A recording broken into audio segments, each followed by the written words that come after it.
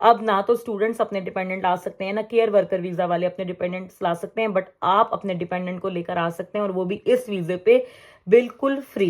Hello everybody, welcome to my channel Desified Umme. और as पर the promise मैं आपके लिए चैरिटी वर्क वीजा की सारी डिटेल इस वीडियो में बताऊंगी। टियर 5 चैरिटी वर्क वीजा कैसे अप्लाई कर सकते हैं, क्या क्या इसके फायदे हैं, क्या क्या इसके नुकसानात हैं, pros and cons and the things that you require to apply, each and everything will be covered in this video। तो एक बात जिसका मुझे यकीन है ये वीडियो बनाते वक्त, वो ये कि ये वीडियो आप सबके लिए बहुत ज़्यादा बेनिफिशियल होने वाली है। स्पेशली वो लोग जो कम इनकम फैमिलीज से हैं लेकिन फिर भी यूके आना चाहते हैं, जो कहते हैं हमारे पास इतना बजट नहीं है, इतने पैसे नहीं है, हम कैसे यूके जा सकते हैं। तो दिस इज़ योर चांस, आप इस वीज़े पे यूके आ सकते हो और इसको आप कैसे अपने फ़ायदे के लिए कन्वर्ट भी कर सकते हो, सब डिटेल में इसमें बताऊंगी। लेकिन स्पेशली वो लोग जिनके पास पैसे कम हैं, बजट थोड़ा है, फिर भी वो अपनी फैमिली के साथ यूके आना चाहते हैं, तो इस वीडियो को आपने एंड तक लाजमी देखना है। तो जो चैरिटी वर्क वीज़ा है ये तकरीबन फ्री ऑफ कॉस्ट वीज़ा पड़ता है आपको as compared to study visa या वर्क वीज़ा। अगर आप लेकर आते हो, इस वीज़े की कॉस्ट ना होने के बराबर है। और अगर आपको अच्छा स्पॉन्सर मिल जाए तो आपका ये visa completely free of cost हो जाएगा।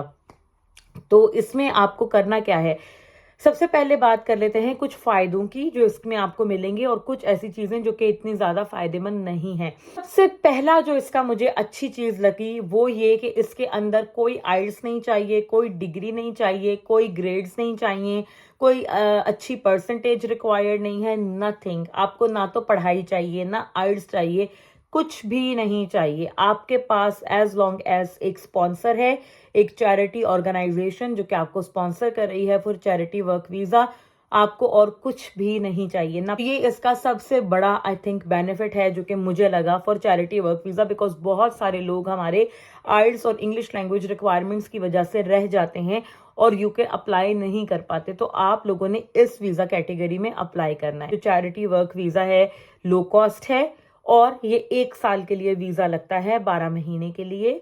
इस वीजा को आप फर्दर एक्सटेंड भी कर सकते हैं, यानी कि 12 महीने का वीजा लगेगा और 12 महीने फर्दर एक्सटेंड हो जाएगा। तो कुल मिला के 2 साल का आपका ये वीजा लगता है। इस वीजा कैटेगरी के अंदर, जैसा कि नाम बता रहा है, चैरिटी वर्क वीजा है, तो आप जब आओगे, जॉब जो आपने लेनी है वो किसी चैरिटी के साथ होगी। किसी चर्च की चैरिटी हो सकती है या इंडिपेंडेंट जो चैरिटी ऑर्गेनाइजेशंस हैं उनके वो आपके स्पॉन्सर होंगे, उनके थ्रू आप आओगे यहाँ पर चैरिटी वर्क करने के लिए। तो चैरिटी वर्क जब आप करोगे तो इसका एक साथ में जो नुकसान है वो ये कि आपको कोई सैलरी नहीं मिलेगी। तो जो आपका स्पॉन्सर होगा जिसके लिए आप काम करोगे वो आपको कोई सैलरी नहीं देगा। तो आपके पास थोड़ी सी सेविंग होनी चाहिए। लेकिन एक जो अच्छी बात है इसके साथ वो ये कि इस वीजा पर आपको 20 hours part time job allow है एज द मेन एप्लीकेंट। तो यानी कि अगर आप अपने लिए चैरिटी वर्क वीजा लेकर आते हो तो वो जो कंपनी आपको वीजा दे रही है वो तो आपको सैलरी नहीं देगी, बट आप किसी और कंपनी के पास 20 घंटा हफ्ते का काम कर सकते हो और वहां से आप अपनी सैलरी जनरेट कर सकते हो।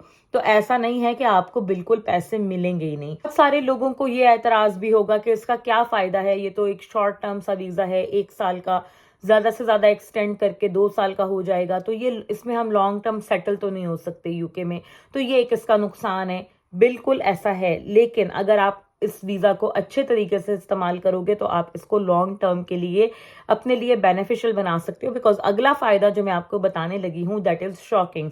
और अगला फायदा ये है कि आप इस चैरिटी वर्क वीजा को टियर 2 वर्क वीजा में शिफ्ट कर सकते हो, कन्वर्ट कर सकते हो। तो एक दफा आप इस वीजे पे यूके आ गए और आपको कोई अच्छी कंपनी ने जॉब ऑफर कर दी, फुल टाइम जॉब स्पॉन्सरशिप वाली, तो आप स्विच कर सकते हो यूके में रहते हुए ही। और साथ में आप 20 आवर्स जो काम करोगे तो आपकी सैलरी भी जनरेट हो रही है, वहां से भी आपको एक्सपीरियंस मिल रहा है, तो आपकी सीवी बिल्डिंग होती रहेगी। 2 सालों में अगर आप 1 साल की भी अपनी सीवी बना लेते हो बड़ी अच्छी सी और आप जॉब्स अप्लाई करना शुरू करते हो तो आपको जरूर जॉब मिल जाएगी और आप फिर टियर 2 वर्क वीजा पर स्विच कर सकोगे इस वीज़ा पर रहते हुए ही।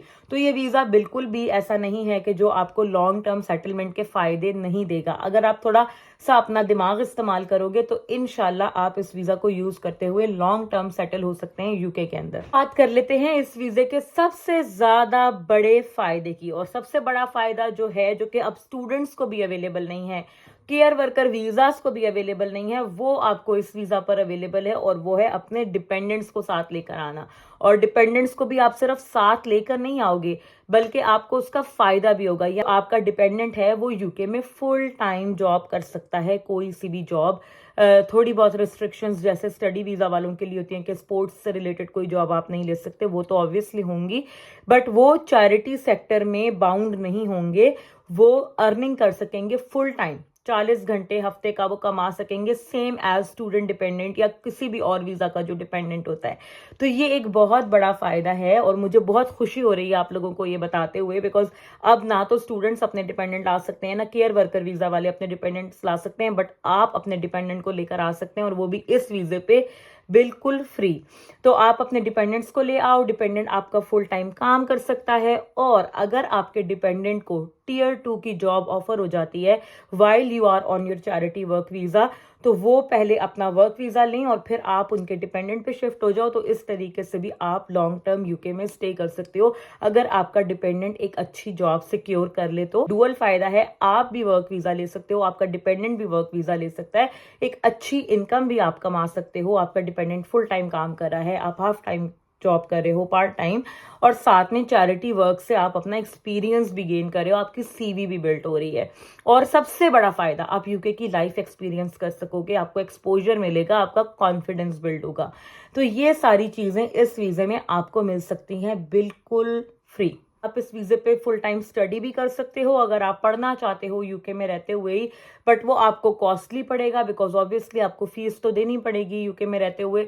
तो अगर आप चाहो तो, या आपका डिपेंडेंट अगर चाहे और आपके पास इतने फंड्स हैं, तो आप इसमें यूके की डिग्री भी ले सकते हो, आपका डिपेंडेंट ले सकता है, जैसे भी आपका सिनेरियो हो, बट आपके लिए इस वीजे पे स्टडी करने की ऑप्शन भी अवेलेबल है।